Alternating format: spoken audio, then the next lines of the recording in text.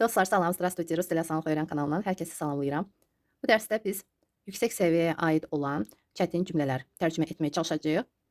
Çoxlarınız məndən bu dərsi istəmişdi. Bundan əlavə bir izləyicimiz hisslər və duyğularla bağlı cümlələr istəmişdi. Çalışdığım qədər istəyinizi yerinə yetirdim. Əgər başqa cür cümlələr istəsəniz, mənə yazın ana dilimizdə. Mən sizin üçün həmən cümlələr tərcümə edəcəm və ardını çəkəcəm.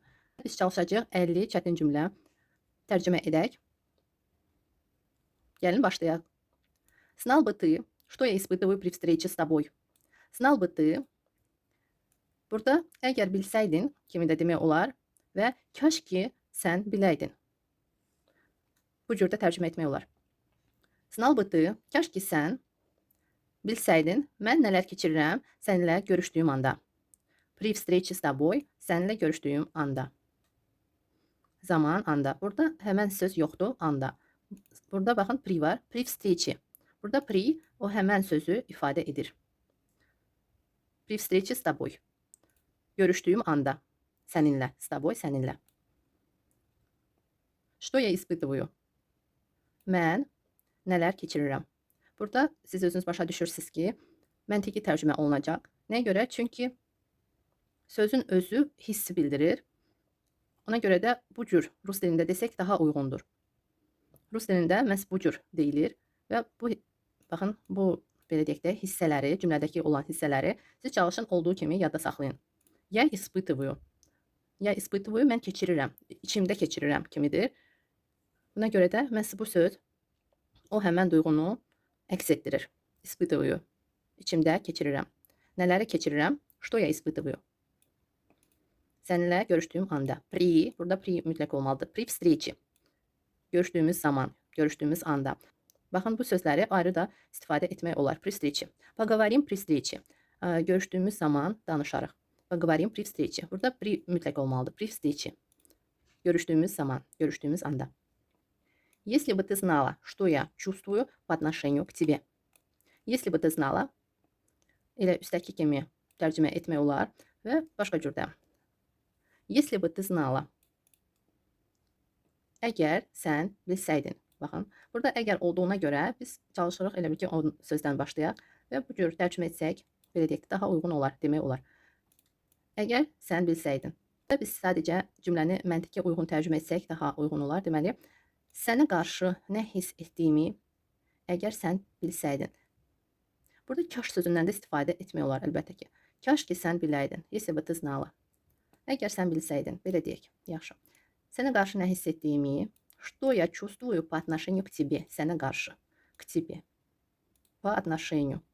По отношению к тебе burada məhz sənə qarşı kimi tərcümə edilir. Burada baxın, bu söz birləşməsi. Sənə qarşı. По отношению к тебе. Nə? Что hiss etdiyimi. Что я чувствую. Nə hiss edirəm? Burada. Nə hiss edirəm? İndiki zamandadır, davam edici formadadır. Çünki həmən hisslər hələ də davam edir. Nə hiss etdiyimi, amma rus dilində biz deyirik, nə hiss edirəm? Что я чувствую по отношению к тебе. Sənə qarşı. Мои мысли заняты только планами о нашем будущем. Мои мысли, mənim fikirlərim ancaq bizim gələcəyimiz haqda planlarla məşğuldur. Burada fikir verin, zaняты sözünü biz sonda tərcümə edirik. Çünki belə məntiqli daha uyğundur. Rus dilində amma fikir verin, məhz bu cür deyilir. Мои мысли только планами о нашем будущем заняты deyilmir. Мои мысли заняты, fikirlərim məşğuldur və sonra nə ilə məşğuldur biz deyirik. Rus dilində bu cür olur. Мои мысли заняты работой. Mənim fikirlərim işlə məşğuldur. Fikir verin, rus dilində biz bu cür deyəcəyik. Tam deyirik və sonra nəyi? Мои мысли заняты чем-то другим. Nəyiləsə başqa bir şeylərlə fikrim məşğuldur. Mənim fikrim, belə deyirik, mənim fikrim başqa şeylərlə məşğuldur. Rus dilində biz bu cür deyirik və sonra deyirik ardını. Amma ana dilimizdə elə bil ki, o həmən etdiklərimizlə nə ilə məşğul olduğumuzu biz ortada deyirik və sonda məşğuldur sözünü deyirik. Как только я подумала о тебе, на моем лице появилась улыбка. Как только. Biz bunu yenə də olduğu kimi tərcümə etmirik. Və əlbəttə ki, bu cümləni də uzun cümlə olduğuna görə, çətin cümlə olduğuna görə biz məntiqli tərcümə edəcəyik. Səni düşündüyüm anda üzümdə təbəssüm yarandı. Как только я подумала о тебе, səni düşündüyüm anda. На моем лице, mənim üzümdə появилась улыбка, təbəssüm yarandı. Мне неприятно общаться или разговаривать с ним. Həm общаться deyə bilərik, həm разговаривать. Мне неприятно. Мне неприятно mənə xoş deyil. Eyni zamanda ürəyimcə deyil də demək olar. Rus dilində ürəyimcə deyil. Мне не по душе. Мне не по душе. Ürəyimcə deyil. Gəlin burada əlavə edim. Мне не по душе. Мне не по душе. Ürəyimcə deyil. İndi мне неприятно. Мне не по душе desəz çox gözəl olar. Burada artıq yüksək səviyyə hiss olunacaq. Мне неприятно çoxları bilir, amma мне не по душе artıq rus dili mükəmməl səviyyədə bilənlər biləcək. Və əlbəttə ki, bu artıq hiss olunacaq ki, siz rus dili mükəmməl bilirsiniz. Deməli, мне не по душе, gəlin söz birləşməsi ilə deyək. Мне не по душе общаться с ним. Baxın, bu cür. Разговаривать da hamı bilir, amma общаться ünsiyyət qurmaqdır. Eyni zamanda danışmaq kimi də demək olar. Мне не по душе общаться с ним. Onunla danışmaq mənim üçün xoş deyil. Elə onunla ünsiyyət qurmaq ürəyimcə deyil. Bu cür tərcümə edə bilərsiniz. Мне неприятно видеть его. Onu görmək mənim üçün xoş deyil. Eyni zamanda мне не по душе видеть его deyə bilərik. Мне не по душе. Ürəyimcə deyil onu görmək. Мои мысли всегда направляют меня в нужное направление. Burada направление tərəfdir. Eyni zamanda rusla demək olar. Rusla desəz daha yaxşı olar. Rusla nə deməkdir? Baxın, əgər biz hansı bir tərəfə deyiriksə, yol nəzərdə tuturuq. Eyni zamanda dənizdə gəmilər getdiyi yol olur. O həmən yolda deyilir rusla. Burada sadəcə dənizdəki yoldur. Belə başa salım sizə. Amma burada quruda olan yoldur. Deməli, bu suda, bu quruda. Və burada məcazi mənada işlənilir bu fikir. В нужное русло. Lazım olan, belə deyək də, yola, tərəfə. İnanıram ki, bu söz sizə aydın oldu. Deməli, мои мысли, mənim fikirlərim məni hər zaman doğru yola yönəldir. Yönəldir, направляет. Nəyə görə направляют? Cəmdə biz burada dedik feili. Çünki bu fikirdə dediyimiz halda biz fikir sözünü cəmdə götürəcəyik. Мои мысли, mənim fikirlərim deyəcəyik. Моя мысль всегда направляет yox, məhz мои мысли. Çünki bir fikir olmur, bir neçə fikir olur. Və burada mənim fikirlərim biz necə deyirik? Hər zaman belə deyək də, ümumi dediyimiz halda cəmdə deyirik. Rus dilində də o cür olacaq. Ümumi dediyimiz halda biz cəmdə deyəcəyik. Мои мысли направляют. Yönəldirlər, belə deyək də. Biz yönəldir deyirik, amma rus dilində yönəldirlər olacaq. Mütləq cəmdə olacaq. Мои мысли всегда направляют меня в нужное русло. Belə deyin. Нужное направление də olar, amma в нужное русло desəz daha gözəl səslənəcək. Daha yaxşı olar desəniz. Его действия не всегда совпадают с его сказанным. Onun etdiyi, dediyi ilə hər zaman üst-üstə gəlmir. Baxın, действия etdiyidir, hərəkətləridir. Сказанным, сказанное dedikləridir. Не всегда совпадают. Совпадают üst-üstə gəlir. Не всегда o deməkdir ki, hər dəfə üst-üstə gəlmir də. Ara bir olur ki, məhz üst-üstə gəlmir. Sadəcə burada ara bir kimi biz tərcümə edə bilmərik. Hər zaman üst-üstə gəlmir də uyğun deyil əslində. Sadəcə hər zaman всегда, burada hər zaman əslində всегда не совпадают. Amma не всегда. Bunu biz olduğu kimi də tərcümə edə bilmirik. Sadəcə siz bilin ki, əgər совпадают deyiriksə, hər zaman üst-üstə gəlir. Amma не всегда o deməkdir ki, ara bir elə olur ki, üst-üstə gəlmir. Ara bir üst-üstə gəlmir. Belə demək də olar. Не всегда. Меня преодолевают сомнения. Eyni zamanda da biz deyə bilərik, я что-то сомневаюсь. Я что-то сомневаюсь. Yenə də hər kəs deyə bilər, amma меня преодолевают. Преодолевают сомнения. Bu artıq yüksək səviyyədir. Və əlbəttə ki, преодолевают сомнениyanı biz məntiqli tərcümə edəcəyik. Mən nəsə şübhələnirəm bu cür. O deməkdir ki, baxın, içimdə nəsə şübhə var. İçimdə şübhə var. Məhz преодолевают сомнения. Burada bu söz məntiqli tərcümə olunacaq. Меня преодолевают сомнения. İçimdə bir şübhə var. Eyni zamanda mən nəsə şübhələnirəm. Bu cümləni olduğu kimi də tərcümə edə bilərik. Я что-то сомневаюсь. Belə. Bu yüksək səviyyədə olan cümlədir.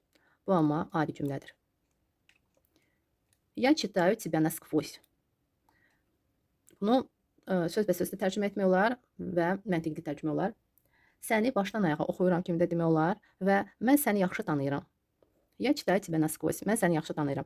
Burada bu fikir, baxın, rus dilinə xas olan fikirdir. Я читаю тебя насквозь ilə mən səni yaxşı tanıyıram kimi deməkdir. Sadəcə bu mən səni yaxşı tanıyıram cümləsini biz yenə də rus dilinə olduğu kimi də tərcümə edə bilərik. Я тебя хорошо знаю. Я тебя хорошо знаю. Mən səni yaxşı tanıyıram. Eyni zamanda daha yüksək səviyyədə demək istəsəz, məhz bu cür deyəcəksiniz. Я читаю тебя насквозь. İnanıram ki, aydın oldu. Biz artıq yüksək səviyyədə cümlələri tərcümə edirik və siz çalışın, məhz bu cür cümlələrdən artıq istifadə edin. Kim ki artıq rus dilində azdan çoxdan danışır, kim ki artıq uzun müddətdir mənimlədir və artıq yüksək səviyyəyə gəlib çatıbsa. Kim ki bu videonu yeni görürsə, ilk dəfədir ki qarşılaşırsınızsa, sizə tövsiyə edirəm, bu cümlələrdə çox qalmayın. Keçin birinci dərsə, asan sözlərdən, asan cümlələrdən başlayın, feillərdən başlayın və bir müddətdən sonra bu cümlələrə qayıdıb tərcümə etməyə çalışsanız sizə artıq asan olacaq. Keçək növbəti cümləyə. Çalışacağım tez-tez tərcümə edim ki, video uzanmasın. Я сомневаюсь в своем решении. Burada bir sözlə ifadə etmək olar. Yararsızam. Yararsızam. Я сомневаюсь в своем решении. Сомневаюсь, tərəddüd edirəm. Burada öz qərarımda tərəddüd edirəm. Belə sözbəsöz deyə bilərsiniz. Eyni zamanda da yararsızam desəz daha uyğun olur. Deməli, bu cümləni bir sözlə tərcümə edə bilərsiniz. Yararsızam. Я сомневаюсь в своем решении. Я не уверена в своем решении. Qərarımdan əmin deyiləm. Я не уверена. Əmin deyiləm. Deməli, burada сомневаюсь, tərəddüd edirəm. Не уверена, əmin deyiləm. Он не оправдал мои надежды. O mənim ümidlərimi, мои надежды, ümidlərimi не оправдал, doğrultmadır. Düşüncələrimi, это мои мысли, amma mənim, мои надежды olacaq mənim ümidlərimi. O mənim ümidlərimi doğrultmadı. Он упрямец. Или он упрямый человек. Biz человек sözündən istifadə etməyə də deyə bilərik. Он упрямец. Упрямец. Burada y-yə vurğu düşmür, kimi oxunacaq. Упрямец. O çox tərs insandır və yaxud o çox tərsdir. Tərsin biridir, belə deyək də. O tərsin biridir. Он упрямец. Belə demək olar. Он упрямый человек, amma isə o tərs insandır. Он тоскует по дому. Скучает sözünü darıxır. Biz тоскует sözü ilə əvəz edə bilərik. Sinonimlərdir. Тоскует sözü yüksək səviyyəyə aiddir. Çalışın bu sözlərdə hər ikisini yadda saxlayın. Скучает demək olar, amma тоскует по дому, тоскует по маме. Тоскует çox gözəl səslənir, məhz darıxır deməkdir. O evi üçün darıxır. Мы испытали радость встречи после долгой разлуки. Uzun müddət ayrılıqdan sonra biz sevinç hissi yaşadıq. Мы испытали радость встречи. Она помнит обиду. O kini xatırlayır. Kiməsə qarşı kin var idi və onu hələ də xatırlayır. Я была в восторге, когда услышала хорошие новости. Xoş xəbərləri eşidəndə mən valeh oldum. Eyni zamanda da baxın, я была в восторге o deməkdir ki, wow hissi yaşadım da. Wow nə deməkdir? Sevinç hissi, belə valeh olmaq nə deməkdir? Bir xoş bir hiss keçirmək, düzdür? Eyni zamanda da быть в восторге o həmən hissi yaşamaq, gözəl hissi yaşamaq. Я была, əgər xanım deyirsə, siz bunu bilirsiniz. Я был, əgər şəxs kişi cinsindədirsə. Я была в восторге. Mən çox sevincli idim demək olar. Mən valeh oldum demək olar. Когда услышала хорошие новости. Xoş xəbərləri eşidəndə. Я в восторге от этого города. Baxın, в восторге sözünü başqa cümlədə istifadə etsək, başqa cür tərcümə olunacaq. Burada hissi yaşamaqdır. Amma быть в восторге eyni zamanda heyran olmaq deməkdir. Əgər hər hansı bir yer və yaxud hər hansı bir şəxs sizin xoşunuza gəlirsə və siz heyransınız, o zaman в восторге sözü heyran kimi tərcümə ediləcək. Я в восторге от этого города. Mən bu şəhərdən heyranam. Elə başqa cür də deyə bilərik. Этот город меня восхищает. Bu şəhər məni heyran edir. В восторге и восхищает. Baxın. Eyni cür tərcümə ediləcək bu sözlər, amma baxın, ayrı-ayrı cümlələrdə başqa cür yazılır.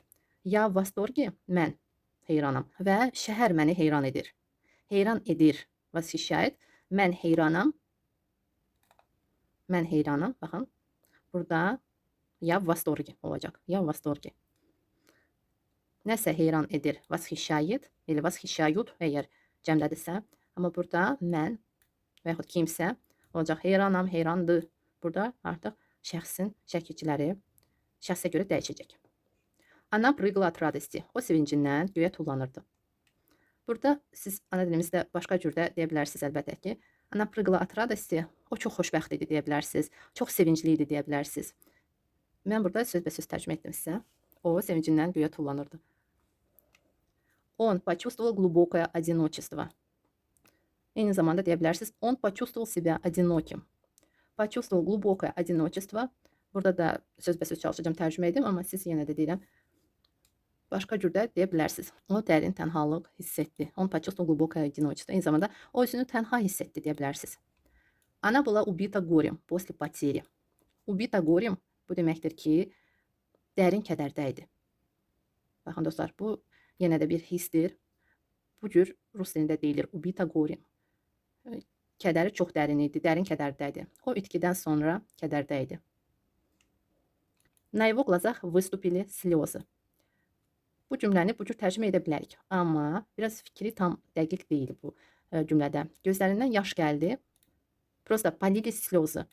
С его глаз demək olar. Amma burada выступили слезы o deməkdir ki, bu emosiya yaşadı və həmən emosiya yaşadıqdan sonra gözlərində ki, yaş əmələ gəldi. На его глазах, burada его şəxs kişi cinsindədir. Onun gözlərində yaş əmələ gəldi. Bu cür demək olar. Yaş əmələ gəldi. Gözlərindən yaş gəldi. Demək olar ki, artıq tökülürdüsə əgər, bu zaman полились слезы. Yaş tökülürdü. Полились слезы. Он чуть не заплакал. O az qaldı ki, ağlasın. Мое сердце колотилось от страха. Baxın, колотилось от страха, колотилось döyünürdü. Стучало biz deyə bilmərik. Стучало döyünürdü, amma məhz biz burada məcazi mənada deyirik. Buna görə də колотилось от страха deyəcəyik. Колотилось от страха məhz ürəyim qorxudan döyünürdü. Bu söz birləşməsi deməli, döyünürdü. Стучало от страха yox, колотилось. Она почувствовала внезапную волну паники. Она почувствовала внезапную волну паники. O qəflətən, внезапно, qəflətən panik atak hiss etdi. Panik atak, baxın, panika hiss etdi. Amma valnu bir o anidən olan nəsə valna adlanır. Valna əslində dalğadır, amma burada olduğu kimi biz tərcümə etmirik. Atak dalğası olmur. Məhz o həmən hiss anidən baş verirsə, biz bu cür deyəcəyik. Valnu paniki. O qəflətən panik atak hiss etdi. Başqa cürdə deyə bilərik. Она начала паниковать. O panikaya düşdü. Bu cür dostlar 25-ci cümləyə qədər mən sizə tərcümə etdim. Növbəti 25 cümləni növbəti dərsdə biz çalışacağıq tərcümə edək.